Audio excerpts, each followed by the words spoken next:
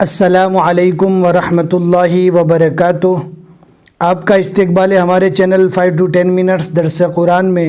ہمیں امید ہے کہ آپ حضرات بخیر و عافیت ہوں گے اور قرآن پاک پڑھنے کی مشق اور کوشش کر رہے ہوں گے۔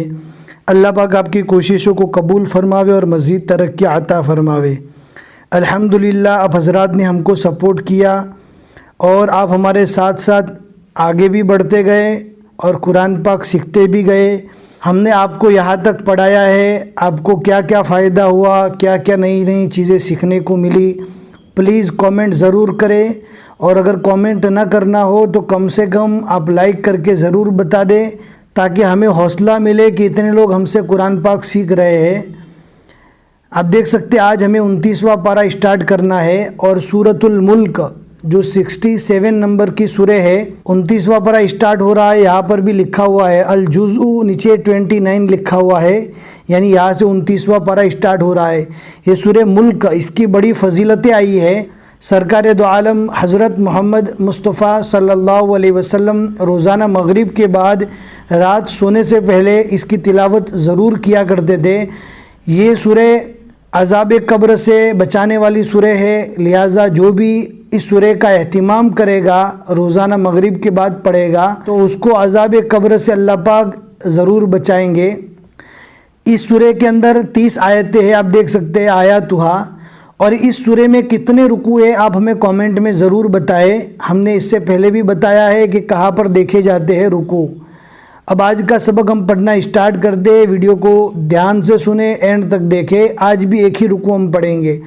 اعوذ باللہ من الشیطان الرجیم، سورۃ الملک مکیہ، بسم اللہ الرحمن الرحیم۔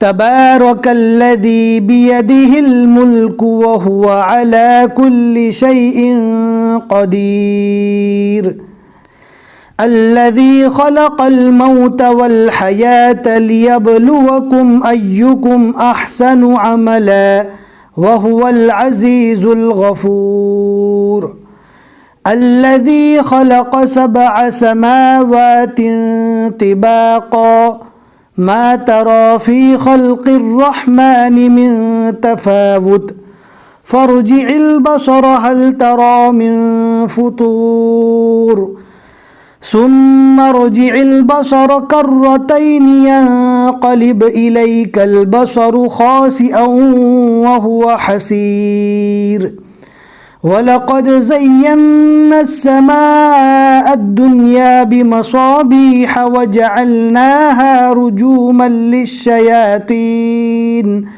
للشياطين وأعتدنا لهم عذاب السعير، وَلِلَّذِينَ كَفَرُوا بِرَبِّهِمْ عَذَابُ جَهَنَّمَ وَبِئْسَ الْمَصِيرُ، إِذَا أُلْقُوا فِيهَا سَمِعُوا لَهَا شَهِيقًا وَهِيَ تَفُورُ تَكَادُ تَمَيَّزُ مِنَ الْغَيْظِ، كُلَّمَا أُلْقِيَ فِيهَا فَوْجٌ سَأَلَهُمْ خَزَنَتُهَا أَلَمْ يَأْتِكُمْ نَذِيرٌ، قَالُوا بَلَىٰ قَدْ جَاءَنَا نَذِيرٌ فَكَذَّبْنَا وَقُلْنَا مَا نَزَّلَ اللَّهُ مِن شَيْءٍ۔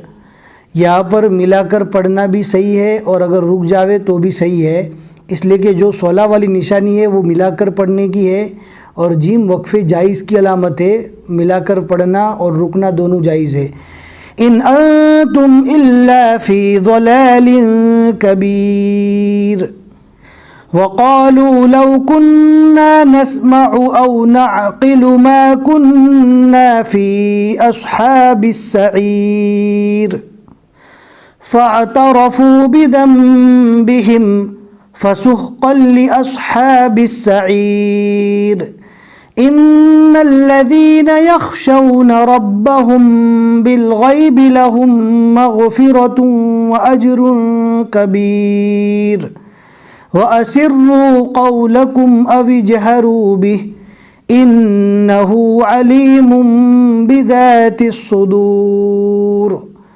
الا يعلم من خلق وهو اللطيف الخبیر۔ صدق اللہ العظیم۔ الحمدللہ 29ویں پارہ کا ایک رکوع مکمل ہوا۔ آپ دیکھ سکتے ہیں عین کے نیچے ایک لکھا ہوا ہے، عین کے اوپر بھی ایک لکھا ہوا ہے، یعنی سورۃ الملک کا ایک رکوع یہاں تک ہوا۔ اور آج کی اس رکوع میں ہم نے 14 آیتیں پڑھی، عین کے بیچ میں 14 لکھا ہوا ہے۔ ہمیں امید ہے کہ آج کا سبق آپ کو سمجھ میں آ گیا ہوگا، لائک کر کے ضرور بتا دے۔ پھر ملیں گے انشاءاللہ اگلے سبق میں۔ السلام علیکم ورحمۃ اللہ وبرکاتہ۔